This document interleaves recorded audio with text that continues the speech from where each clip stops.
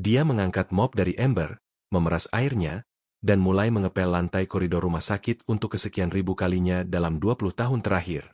Rudy Pratama, 53 tahun, tukang sapu di Rumah Sakit Mercy Jakarta, tidak pernah membayangkan bahwa hari ini akan menjadi hari yang mengubah seluruh hidupnya. Jam dinding menunjukkan pukul 11 malam. Koridor lantai 4 sepi, hanya terdengar dengungan AC dan sesekali langkah kaki perawat yang terburu-buru. Rudy menyukai keheningan malam. Di jam-jam seperti ini, dia bisa bekerja tanpa gangguan, tanpa tatapan merendahkan dari pengunjung, tanpa bisikan yang dia tahu membicarakan penampilannya yang lusuh. Tiba-tiba pintu ruang operasi terbuka dengan keras. Seorang perawat berlari keluar dengan wajah panik. Pak Rudy, Pak Rudy, tolong panggil tim kebersihan lainnya. Ada tumpahan darah di ruang operasi 2. Kita butuh bantuan sekarang. Rudy mengangguk dan segera berlari menuju ruang operasi. Dia sudah terbiasa dengan situasi darurat seperti ini. 20 tahun bekerja di rumah sakit mengajarkannya untuk tidak panik, untuk tetap tenang dalam situasi apapun. Ketika dia memasuki ruang operasi, pemandangan yang menyambutnya adalah kekacauan terkontrol. Para dokter dan perawat bergerak cepat mengelilingi meja operasi. Monitor berbunyi dengan irama yang mengkhawatirkan. Di tengah semua itu, dia melihat sosok yang membuatnya membeku di tempat. Di meja operasi terbaring seorang pria tua. Wajahnya pucat, matanya tertutup, tubuhnya terhubung dengan berbagai selang dan kabel. Tapi bukan itu yang membuat Rudy tidak bisa bergerak. Wajah itu. Wajah yang sudah 30 tahun dia coba lupakan. Wajah yang dulu menamparnya dan mengusirnya dari rumah. Wajah ayahnya. Harjo Santoso. Diam, Pak! Teriak seorang dokter muda yang baru menyadari kehadirannya. Ini area steril. Anda tidak boleh di sini. Rudy tidak mendengar. Telinganya berdenging. Dunia di sekitarnya berputar. Dia menatap wajah pria di meja operasi itu, mencoba meyakinkan dirinya bahwa ini hanya mimpi buruk. Tapi bekas luka kecil di dagu pria itu, bekas luka yang dia ingat dengan jelas karena dialah yang menyebabkannya saat mereka bertengkar 30 tahun lalu, membuktikan bahwa ini nyata. Pak, keluar sekarang. Dokter itu mendorong Rudy keluar dengan kasar. Rudy tersandung, hampir jatuh, tapi berhasil menahan dirinya di dinding koridor. Pintu ruang operasi tertutup di depan wajahnya, tapi bayangan ayahnya yang terbaring tak berdaya terus berputar di kepalanya. Pemirsa yang budiman, sebelum kita melanjutkan kisah yang luar biasa ini, jika kamu baru pertama kali menonton channel ini, jangan lupa subscribe dan aktifkan lonceng notifikasi agar tidak ketinggalan kisah-kisah menyentuh hati lainnya. Sekarang mari kita mundur 30 tahun ke belakang, ke hari yang menghancurkan keluarga Santoso selamanya. Tahun 1995, Rudy Santoso, 23 tahun, berdiri di ruang tamu rumah megah keluarganya di kawasan elit Menteng. Di hadapannya berdiri ayahnya, Harjo Santoso, pengusaha properti paling sukses di Jakarta pada masa itu. Wajah ayahnya merah padam karena marah. Apa katamu? Kau mau menikahi siapa? Bentaknya dengan suara yang menggetarkan seluruh ruangan. Namanya Maya. Ayah. Dia perawat di rumah sakit tempat aku magang. Kami saling mencintai dan dia sedang mengandung anakku. Tamparan itu datang begitu cepat sehingga Rudy tidak sempat menghindar. Pipinya terasa terbakar dan telinganya berdenging. Dasar anak tidak tahu diri. Jerit Harjo. Kau pewaris tunggal kerajaan bisnis keluarga Santoso. Kau akan menikahi putri keluarga Wijaya seperti yang sudah direncanakan. Bukan perawat murahan dari kampung. Dia bukan murahan. Ayah, Maya adalah wanita paling baik yang pernah ku kenal. Aku mencintainya. Cinta? Harjo tertawa mengejek.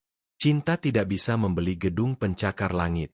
Cinta tidak bisa mempertahankan imperium bisnis yang sudah kubangun selama 40 tahun. Kalau kau menikahi wanita itu, kau bukan lagi anakku. Ibu Rudy, Siti Santoso, berlutut di kaki suaminya sambil menangis. Pak, tolong jangan seperti ini. Rudy anak kita satu-satunya. Jangan usir dia. Diam kau. Harjo mendorong istrinya hingga terjatuh. Ini semua salahmu. Kau yang memanjakannya sampai dia jadi lemah seperti ini. Rudy membantu ibunya berdiri. Hatinya dipenuhi campuran rasa sakit dan kemarahan.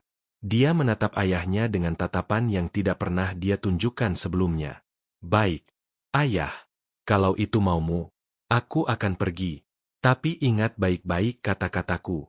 Suatu hari nanti, kau akan menyesal. Rudy berbalik dan berjalan keluar. Ibunya mengejarnya, memeluknya dari belakang sambil terisak. Rudy, anakku, jangan pergi. Ibu mohon.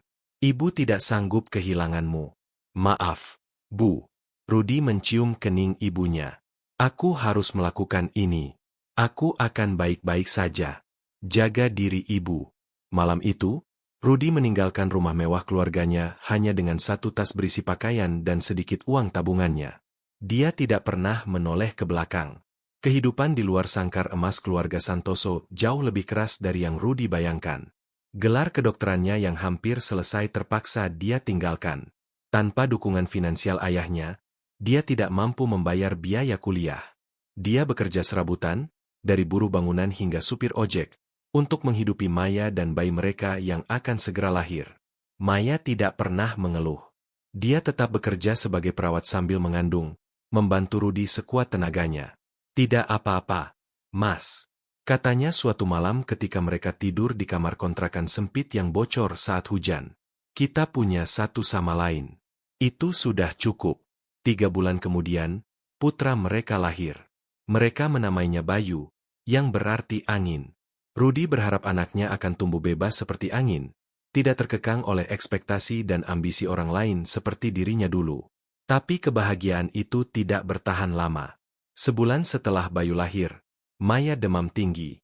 Infeksi pasca melahirkan yang tidak tertangani dengan baik karena mereka tidak mampu membayar perawatan yang layak. Rudy membawanya ke rumah sakit, memohon agar istrinya dirawat meskipun mereka tidak punya uang. Tapi rumah sakit menolak. Peraturan tetap peraturan, kata petugas administrasi dengan wajah tanpa ekspresi. Tanpa jaminan pembayaran, kami tidak bisa menerima pasien. Rudy berlutut di depan meja administrasi, menangis seperti anak kecil. Dia rela melakukan apapun untuk menyelamatkan Maya. Tapi tidak ada yang mendengarkan. Maya meninggal di pelukan Rudy, di trotoar depan rumah sakit yang menolak merawatnya. Kata-kata terakhirnya masih terngiang di telinga Rudy sampai hari ini. Jaga Bayu baik-baik, Mas. Katakanlah padanya bahwa ibunya sangat mencintainya. Dan jangan pernah membenci siapapun, bahkan ayahmu. Kebencian hanya akan meracuni hatimu sendiri. Rudy menguburkan Maya di pemakaman umum, sendirian dengan bayi berusia sebulan di gendongannya. Tidak ada pelayat, tidak ada bunga, tidak ada kata-kata penghiburan. Hanya dia, Bayu, dan lubang di tanah yang akan menjadi tempat peristirahatan terakhir wanita yang paling dia cintai. Hari itu, sesuatu dalam diri Rudy mati bersamaan dengan Maya. Dia bersumpah tidak akan pernah memaafkan ayahnya.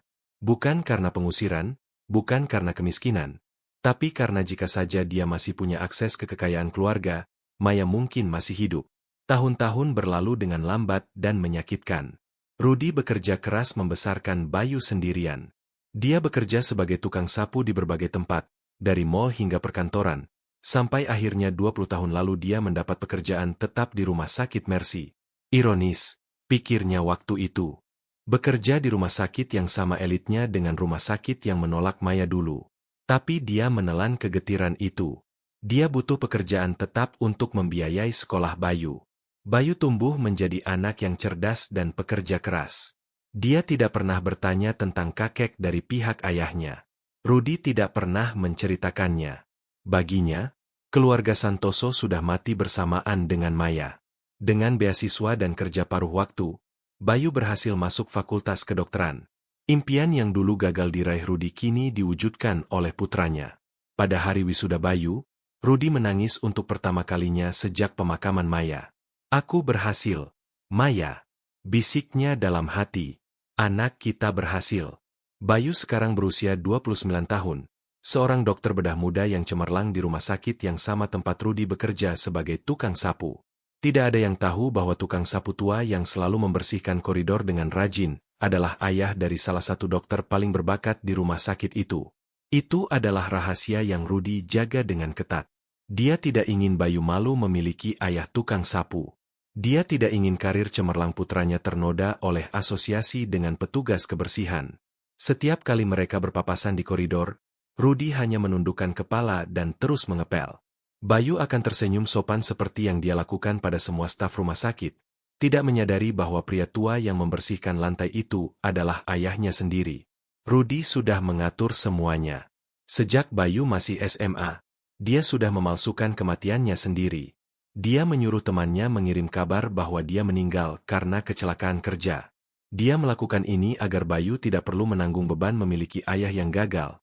Ayah yang hanya bisa bekerja sebagai tukang sapu.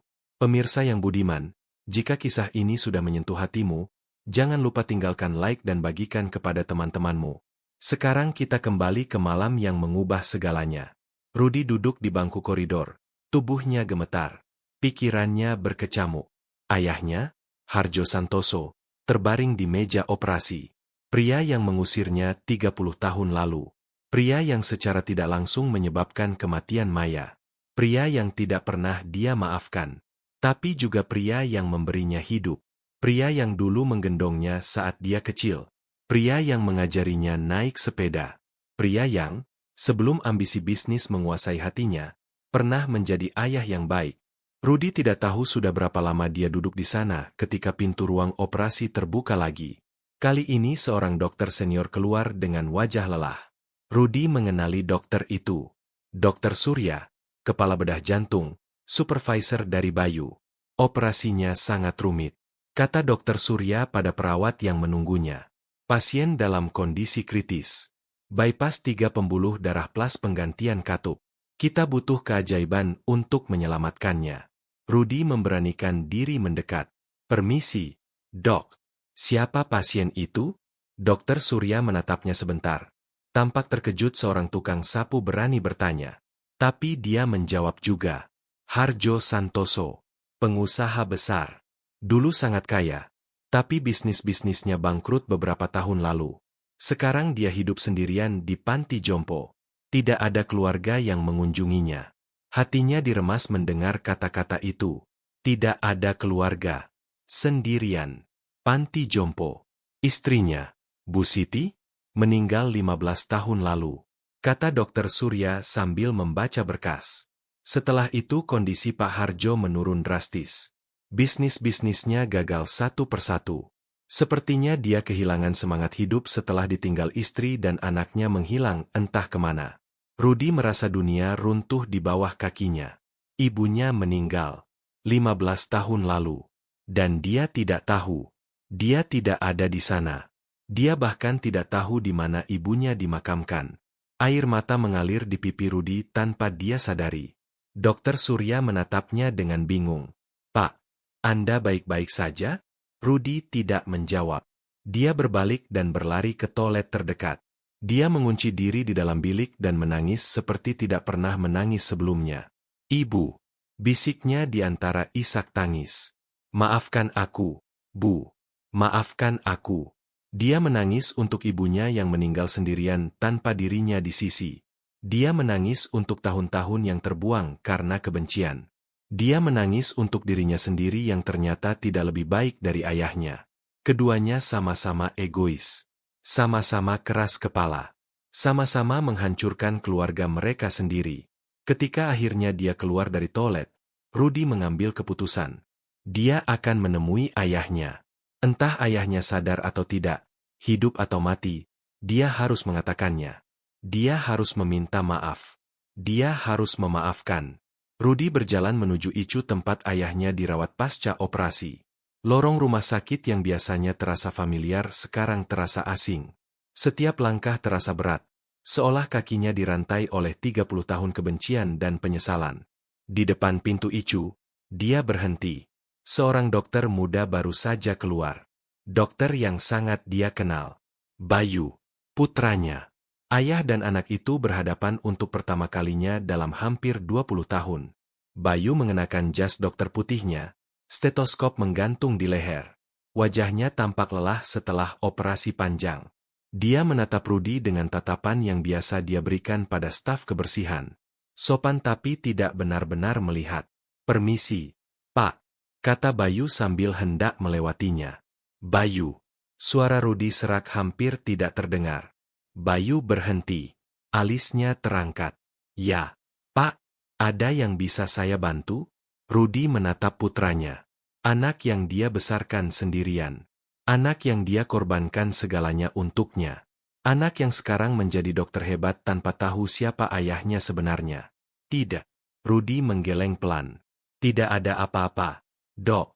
Terima kasih. Bayu mengangguk dan berjalan pergi. Rudi menatap punggung putranya sampai menghilang di tikungan koridor. Hatinya tersayat. Tapi dia tahu ini bukan waktunya. Sekarang ada hal lain yang lebih mendesak. Dia membuka pintu Icu dan masuk dengan langkah pelan. Ruangan itu temaram dengan cahaya monitor yang berkedip-kedip. Di salah satu tempat tidur, dikelilingi berbagai alat medis, terbaring ayahnya. Harjo Santoso sekarang tampak sangat berbeda dari pria gagah perkasa yang dulu mengusirnya. Tubuhnya kurus, kulitnya keriput, rambutnya memutih sepenuhnya. Dia tampak rapuh, seperti daun kering yang bisa hancur hanya dengan sentuhan lembut. Rudi menarik kursi dan duduk di samping tempat tidur ayahnya. Untuk waktu yang lama, dia hanya duduk di sana, menatap wajah pria yang pernah dia benci sepenuh hati. Ayah, bisiknya akhirnya. Ini aku, Rudi. Tidak ada respons. Monitor jantung terus berdetak dengan irama yang lambat tapi stabil. Aku tahu ayah mungkin tidak bisa mendengarku. Lanjut Rudi dengan suara gemetar. Tapi aku harus mengatakannya. Aku harus mengatakannya sebelum terlambat. Air mata mulai mengalir lagi di pipi Rudi.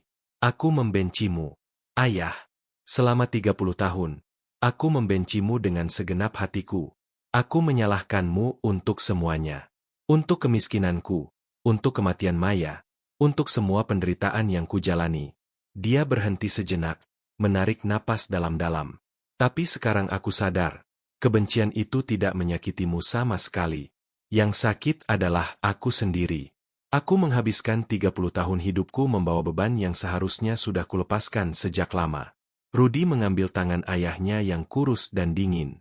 Maya, istriku, berpesan padaku sebelum dia meninggal. Dia bilang jangan pernah membenci siapapun karena kebencian hanya akan meracuni hatiku sendiri. Tapi aku tidak mendengarkannya.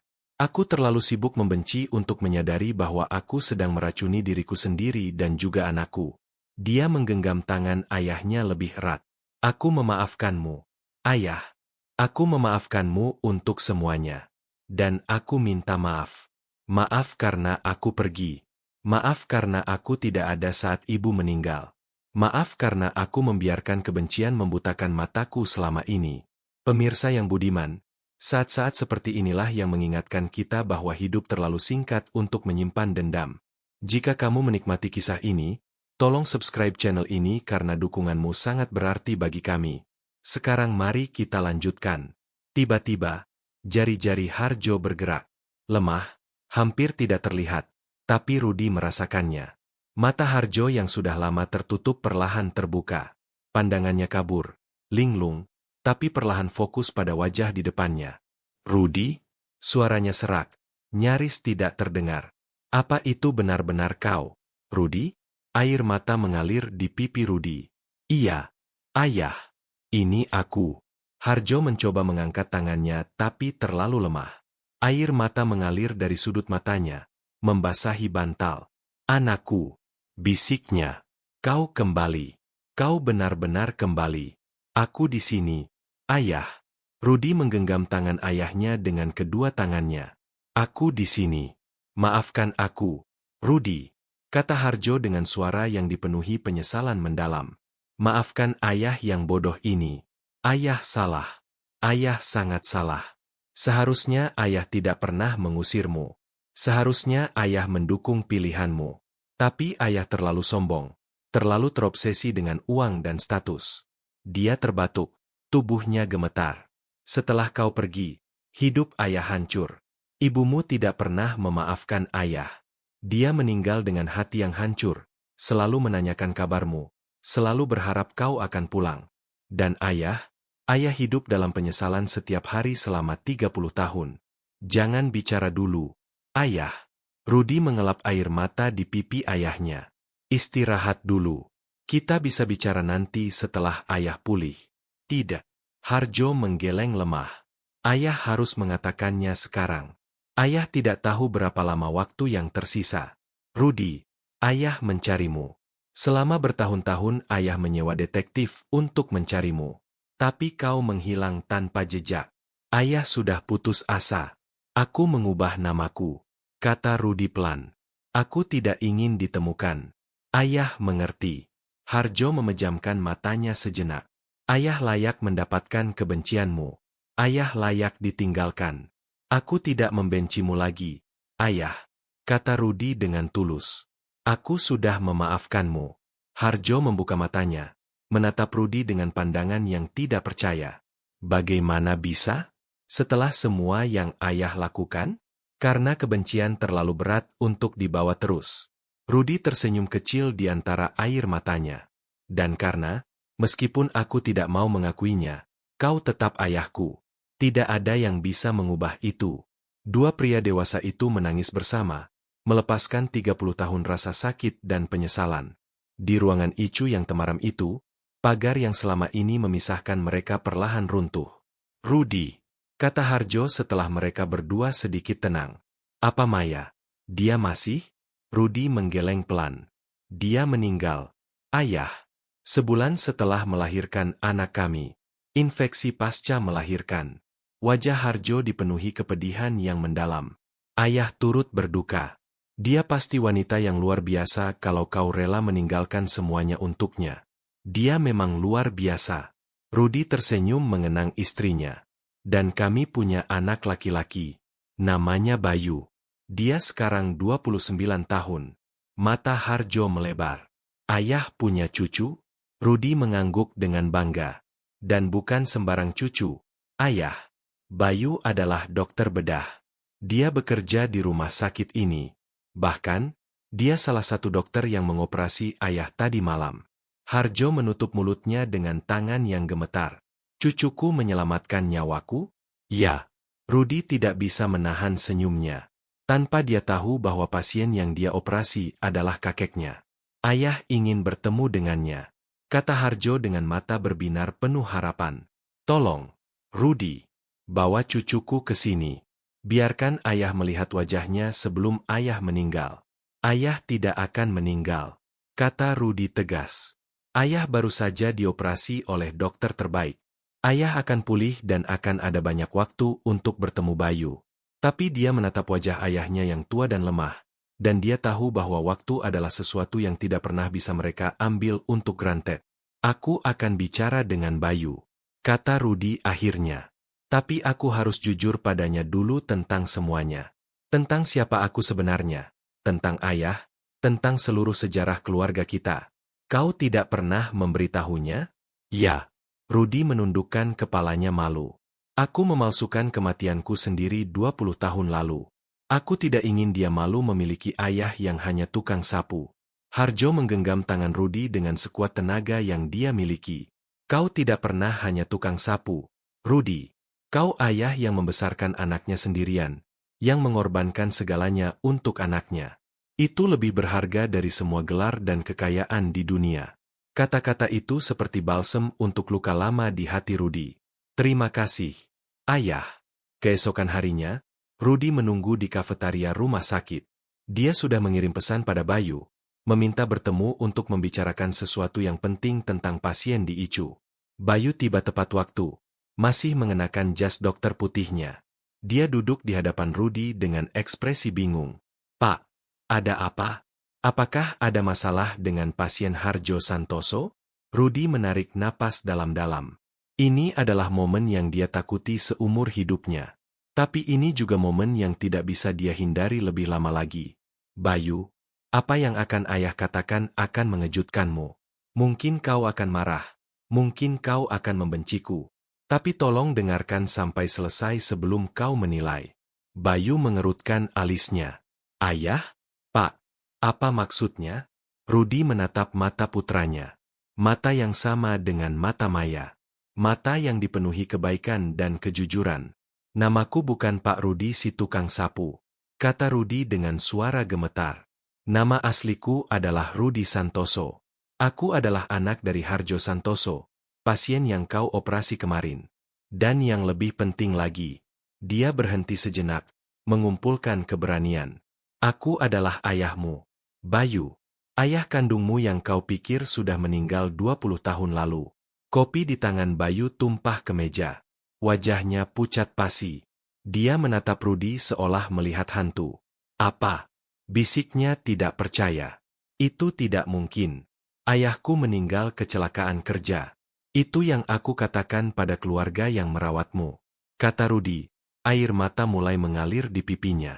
Aku memalsukan kematianku karena aku tidak ingin kau tahu bahwa ayahmu hanya tukang sapu. Aku malu, Bayu. Aku tidak ingin kau malu memiliki ayah sepertiku. Bayu menggeleng keras. Tubuhnya gemetar. Tidak. Ini tidak masuk akal. Bagaimana mungkin? Selama ini kau ada di sini? Di rumah sakit yang sama denganku? Selama 20 tahun aku bekerja di sini. Kata Rudi pelan. Mengawasimu dari jauh. Melihatmu tumbuh dari mahasiswa kedokteran menjadi dokter bedah yang hebat. Setiap hari aku melihatmu, dan setiap hari aku ingin memelukmu dan memberitahumu siapa aku sebenarnya. Tapi aku terlalu pengecut. Bayu berdiri mendadak. Kursinya terjatuh dengan suara keras. Orang-orang di kafetaria menoleh. Tapi dia tidak peduli. 20 tahun. Suaranya pecah. 20 tahun aku hidup tanpa orang tua. 20 tahun aku berpikir bahwa aku sendirian di dunia ini. Dan selama itu kau ada di sini, mengepel lantai, berpura-pura tidak mengenalku? Maafkan aku, Bayu. Rudi ikut berdiri. Tangannya terulur ingin meraih putranya. Aku tahu aku tidak punya hak untuk meminta maafmu. Tapi tolong pahami, semua yang kulakukan adalah untukmu. Aku tidak mau karirmu terhambat karena memiliki ayah tukang sapu. Karirku? Bayu tertawa pahit. Air mata mengalir di pipinya. Kau pikir aku peduli tentang karir? Kau tahu apa yang kuinginkan sejak kecil? Aku ingin ayah. Aku ingin seseorang yang memelukku saat aku takut. Aku ingin seseorang yang bangga padaku saat aku wisuda. Tapi kau tidak ada di sana karena kau sibuk malu menjadi tukang sapu? Aku selalu bangga padamu, Bayu, kata Rudi dengan suara parau. Setiap hari, setiap momen, aku bangga. Aku melihatmu wisuda dari kejauhan. Aku melihatmu menerima penghargaan dokter terbaik. Aku melihat semuanya. Hanya saja kau tidak tahu aku ada di sana. Itu tidak sama, teriak Bayu. Aku kehilangan 20 tahun bersamamu. 20 tahun yang tidak akan pernah kembali. Bayu berbalik dan berlari keluar kafetaria. Rudi ingin mengejarnya, tapi kakinya tidak bergerak. Dia hanya bisa berdiri di sana, menatap punggung putranya menjauh, sama seperti 20 tahun lalu ketika dia meninggalkan rumah ayahnya. Sejarah berulang, pikirnya getir. Aku sama saja dengan ayahku. Sama-sama menghancurkan hubungan dengan anak sendiri karena alasan yang konyol. Pemirsa yang budiman, pernahkah kamu merasa begitu menyesal atas keputusan di masa lalu? Kisah ini mengingatkan kita bahwa kadang niat baik tidak selalu menghasilkan hasil yang baik.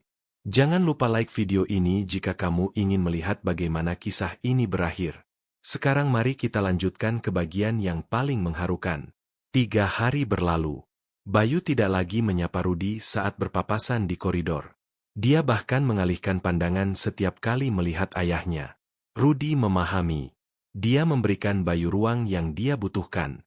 Sementara itu, kondisi Harjo membaik. Dia sudah dipindahkan dari ICU ke kamar perawatan biasa. Rudi mengunjunginya setiap hari setelah jam kerja. Apakah dia sudah menemuimu? Tanya Harjo pada suatu sore. Bayu? Rudi menggeleng. Dia sangat marah padaku, ayah. Dan dia berhak untuk itu. Dia akan mengerti. Kata Harjo dengan penuh keyakinan. Darahnya adalah darahmu. Dan darahmu adalah darahku. Keluarga kita mungkin keras kepala. Tapi pada akhirnya kita selalu menemukan jalan pulang. Seperti kau yang kembali kepadaku? Seperti aku yang akhirnya menyadari kebodohanku. Harjo tersenyum sedih. Butuh 30 tahun dan nyaris mati di meja operasi untuk membuat ayah sadar. Semoga Bayu tidak perlu waktu selama itu. Malam itu, sesuatu yang tidak terduga terjadi. Rudi sedang mengepel lantai di dekat kamar ayahnya ketika dia mendengar suara ribut dari dalam. Dia berlari masuk dan menemukan Harjo sedang kejang. mulutnya berbusa. Monitor jantung menjerit dengan alarm yang memekakan telinga. "Tolong!" teriak Rudy. "Tolong! Seseorang tolong!" Dalam hitungan detik, tim medis berhamburan masuk. Rudy didorong keluar, hanya bisa menatap dari balik jendela kaca saat para dokter dan perawat berjuang menyelamatkan ayahnya. "Defibrilator!" teriak salah satu dokter. 300 joule. "Siap." Kejut. Tubuh Harjo melompat, tapi monitor masih menunjukkan garis datar. Lagi. 360 joule. Rudy merosot ke lantai di luar kamar. Tubuhnya lemas. "Tidak." bisiknya. "Tidak sekarang. Jangan sekarang. Kami baru saja bertemu lagi." "Tidak, tidak, tidak." Kemudian dia mendengar suara yang familiar. "Minggir. Semua minggir. Biarkan aku yang tangani." Bayu menerobos masuk. Wajahnya dipenuhi tekad. Dia mengambil alih dari dokter yang menangani dan mulai melakukan CPR dengan intensitas yang mengerikan. "Ayah tidak akan pergi sekarang," teriaknya sambil menekan dada Harjo dengan irama yang tepat. "Aku tidak akan membiarkanmu pergi. Tidak sebelum aku mengenalmu." Rudy menatap dari luar. Air mata mengalir deras di pipinya. Putranya, yang marah padanya, yang menolak berbicara padanya, sekarang sedang berjuang dengan seluruh kemampuannya untuk menyelamatkan kakek yang baru dia ketahui keberadaannya. 2 menit berlalu seperti 2 abad. Kemudian suara yang paling indah terdengar. Monitor jantung kembali berdetak. "Kita dapat nadanya," seru salah satu perawat. Ritmenya kembali stabil. Bayu mundur selangkah, tubuhnya gemetar karena adrenalin dan kelelahan. Dia menatap wajah kakeknya yang perlahan mendapatkan kembali warnanya. Kemudian berbalik dan melihat Rudy di luar jendela. Untuk sesaat yang terasa seperti keabadian, ayah dan anak itu saling menatap. Kemudian Bayu berjalan keluar dan berdiri di hadapan Rudy. "Aku masih marah padamu," katanya dengan suara serak. "Aku tahu. Tapi aku tidak bisa kehilangan keluarga yang baru kutemukan. Biar bagaimanapun, kau ayahku. Dan dia kakekku. Aku tidak akan membiarkan kalian berdua pergi begitu saja dari hidupku." "Bayu." Rudy tidak bisa menemukan kata-kata yang tepat. Putranya menariknya ke dalam pelukan. Pelukan pertama setelah 20 tahun. 20 tahun aku bermimpi tentang ini. Bisik Bayu di bahu ayahnya. "Setiap malam, aku bermimpi bahwa ayahku ternyata masih hidup dan akan datang menemuiku. Aku tidak menyangka mimpi itu akan menjadi kenyataan dengan cara seperti ini. Maafkan aku, Bayu," kata Rudy sambil terisak. "Maafkan ayah yang bodoh ini. Kita punya banyak waktu untuk saling meminta maaf nanti," kata Bayu. "Sekarang ada seseorang yang perlu kita jenguk bersama." Berdua, ayah dan anak itu masuk ke kamar Harjo. Pria tua itu sudah sadar. Matanya lemah tapi berbinar saat melihat mereka. "Jadi," katanya dengan suara parau, "ini cucuku yang menyelamatkan nyawaku 2 kali." Harjo mengulurkan tangannya yang gemetar. Bayu menyambutnya, menggenggam tangan kakeknya dengan lembut. "Dokter Bayu Pratama," katanya memperkenalkan diri. "Meskipun sepertinya seharusnya aku memperkenalkan diri sebagai Bayu Santoso." Harjo tertawa kecil, meskipun tawanya berubah menjadi batuk. "Santoso atau Pratama, kau tetap cucuku. Dan aku bangga padamu, Nak. Sangat bangga." 3 generasi keluarga Santoso akhirnya bersatu kembali di kamar rumah sakit itu. Ada air mata, ada tawa, ada pelukan yang sudah ditunda terlalu lama. Ada luka lama yang perlahan mulai sembuh. Selama berminggu-minggu setelahnya, Rudy dan Bayu bergantian menjaga Harjo di rumah sakit. Mereka menghabiskan waktu untuk saling mengenal, mengisi celah 20 tahun yang hilang dengan cerita, foto, dan kenangan. Harjo menceritakan tentang istrinya Siti, tentang bagaimana wanita itu tidak pernah berhenti menangisi kepergian Rudy sampai hari terakhir hidupnya. Rudy menceritakan tentang Maya, tentang cinta mereka yang singkat tapi penuh makna, tentang perjuangan membesarkan Bayu sendirian. Bayu menceritakan tentang masa kecilnya di panti asuhan setelah ayahnya memalsukan kematian, tentang kerja keras, tentang mimpi-mimpinya menjadi dokter. Setiap cerita membawa air mata, tapi juga membawa penyembuhan.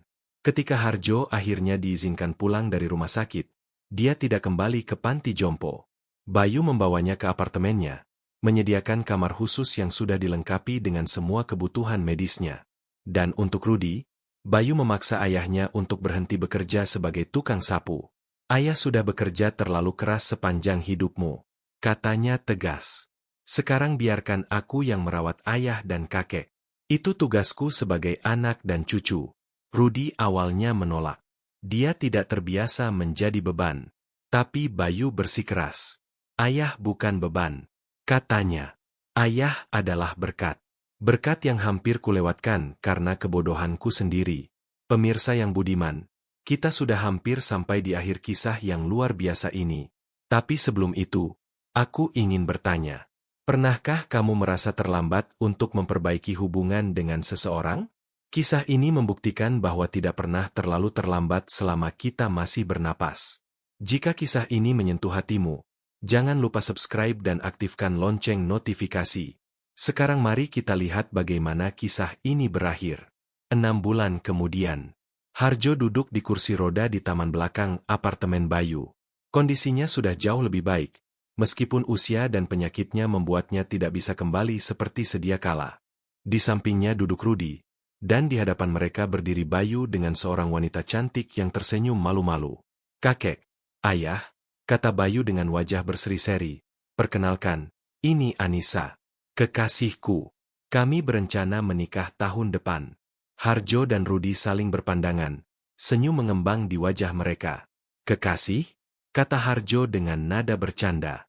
Dokter cantik seperti ini mau dengan cucuku yang kerjanya hanya di rumah sakit terus? Anissa tertawa. Justru karena dia selalu di rumah sakit. Kek, di sanalah kami bertemu. Saya juga dokter. Harjo mengangguk puas. Bagus, bagus. Dokter menikah dengan dokter. Cucu cicitku nanti pasti pintar semua. Kemudian dia menatap Bayu dengan serius. Tapi ingat pesanku. Nak, jangan pernah biarkan ambisi merusak keluargamu. Jangan ulangi kesalahan kakek dan ayahmu. Tidak akan. Kek, kata Bayu dengan mantap. Aku sudah belajar dari kesalahan kalian berdua. Keluarga adalah segalanya. Uang dan karir bisa dicari, tapi keluarga tidak bisa diganti. Malam itu, setelah Anissa pulang, 3 generasi keluarga Santoso duduk bersama di ruang tamu. Harjo di kursi rodanya, Rudy di sofa, dan Bayu di karpet sambil bersandar pada kaki ayahnya seperti anak kecil. Aku tidak pernah membayangkan bisa merasakan kebahagiaan seperti ini lagi, kata Harjo dengan suara penuh emosi. Setelah semua yang terjadi, setelah semua kesalahan yang kubuat, Tuhan masih memberiku kesempatan untuk melihat keluargaku bersatu kembali. Maya yang mengajariku untuk memaafkan, kata Rudy. Sebelum dia meninggal, dia berpesan agar aku tidak pernah menyimpan kebencian. Butuh waktu 30 tahun, tapi akhirnya aku bisa melakukannya. Bayu meraih tangan ayahnya. Ibu pasti sangat bangga melihat kita sekarang. Dia pasti tersenyum di atas sana. Aku yakin dia melihat kita, kata Rudy sambil menatap langit-langit seolah bisa melihat tembus ke langit. Dan aku yakin ibumu juga, ayah. Harjo mengangguk, matanya berkaca-kaca. Siti adalah wanita yang luar biasa. Dia tidak pernah menyerah pada ayah meskipun ayah keras kepala. Sampai akhir hayatnya, dia terus berdoa agar kau kembali, Rudy. Mungkin doa-doanya lah yang membawa kita semua ke sini malam ini. Mereka bertiga duduk dalam keheningan yang nyaman, menikmati kehangatan yang sudah lama tidak mereka rasakan. Kehangatan keluarga. Setahun kemudian, gereja itu penuh dengan tamu undangan. Dekorasi bunga putih dan biru menghiasi setiap sudut. Di altar berdiri Bayu dalam balutan jas putih, menunggu dengan gugup. Di barisan depan duduk Harjo di kursi rodanya dengan Rudy di sampingnya. Keduanya mengenakan jas yang sama, hadiah dari Bayu sebagai simbol persatuan keluarga mereka. Musik pengiring pengantin mulai mengalun. Pintu gereja terbuka dan Anissa masuk dengan gaun putih yang memukau. Tapi bukan itu yang membuat semua orang terpana. Yang membuat mereka terpana adalah foto besar yang dibawa oleh 2 anak kecil di depan Anissa. Foto Maya dan Siti. 2 wanita yang tidak bisa hadir secara fisik, tapi yang cinta dan pengorbanannya adalah fondasi dari keluarga yang berdiri di gereja itu hari ini. Rudy menangis melihat wajah istrinya. Harjo menangis melihat wajah istrinya. Bayu menangis melihat foto ibunya yang tidak pernah dia kenal tapi selalu dia cintai. Ini untuk mereka. Bisik Bayu saat Anissa sampai di sisinya. Untuk ibu dan nenek yang menyatukan kita semua. Pemberkatan pernikahan itu menjadi momen yang tidak akan pernah dilupakan oleh siapapun yang hadir. Bukan karena kemewahan dekorasinya, bukan karena keindahan gaun pengantinnya, tapi karena cinta yang begitu nyata yang mengalir di setiap sudut ruangan. Cinta antara suami dan istri, cinta antara ayah dan anak, cinta antara kakek dan cucu, cinta yang menembus waktu dan jarak, cinta yang mengatasi kebencian dan penyesalan. Cinta yang membuktikan bahwa tidak pernah terlalu terlambat untuk pulang. Setelah resepsi berakhir, keluarga kecil itu berkumpul untuk foto terakhir. Harjo duduk di tengah dengan kursi rodanya. Rudi di satu sisi, Bayu dan Anissa di sisi lainnya. Di atas mereka, dipajang dua foto dalam bingkai emas. Maya dan Siti, dua wanita yang cintanya menyatukan semuanya. Kita berhasil, kata Rudi sambil menatap foto Maya. Keluarga kita berhasil, sayang. Harjo menggenggam tangan Rudi. Terima kasih sudah memaafkan ayah. Nak, terima kasih sudah memberi ayah kesempatan kedua. Dan terima kasih sudah memberikan cucu yang luar biasa. Aku yang berterima kasih, ayah, kata Rudi. Berterima kasih karena kita masih punya waktu untuk memperbaiki semuanya. Bayu memeluk ayah dan kakeknya bersamaan. Aku mencintai kalian berdua, katanya. Dan mulai sekarang, kita akan membangun kenangan baru bersama. Kenangan yang indah yang akan kita wariskan pada generasi berikutnya. Kamera menyala. Blitz berkedip. Foto itu mengabadikan momen yang mustahil terjadi jika bukan karena serangkaian keajaiban kecil. Seorang tukang sapu yang memutuskan untuk memaafkan ayahnya yang sekarat. Seorang pengusaha tua yang akhirnya menyadari kesalahannya setelah kehilangan segalanya. Seorang dokter muda yang memilih untuk membuka hatinya meskipun penuh dengan luka. Dan dua wanita yang tidak ada di sana secara fisik tapi yang cintanya menyatukan semuanya dari alam yang berbeda. Inilah keluarga Santoso yang baru. Tidak sempurna, penuh dengan luka dan bekas jahitan dari masa lalu. Tapi bersatu, tapi utuh, tapi penuh dengan cinta yang tidak akan pernah bisa dikalahkan oleh apapun. Pemirsa yang budiman, kita sudah sampai di akhir kisah yang luar biasa ini. Kisah tentang pengampunan, tentang kesempatan kedua, tentang kekuatan cinta yang menembus waktu dan jarak. Jika kisah ini menyentuh hatimu, jangan lupa tinggalkan like dan tulis di kolom komentar kata keluarga jika kamu juga percaya bahwa tidak pernah terlambat untuk memperbaiki hubungan dengan orang yang kamu cintai. Dan yang paling penting, jangan lupa subscribe channel Suara Kehidupan dan aktifkan lonceng notifikasi agar tidak ketinggalan kisah-kisah menyentuh hati lainnya. Sampai jumpa di kisah berikutnya. Terima kasih sudah menonton dan selamat malam.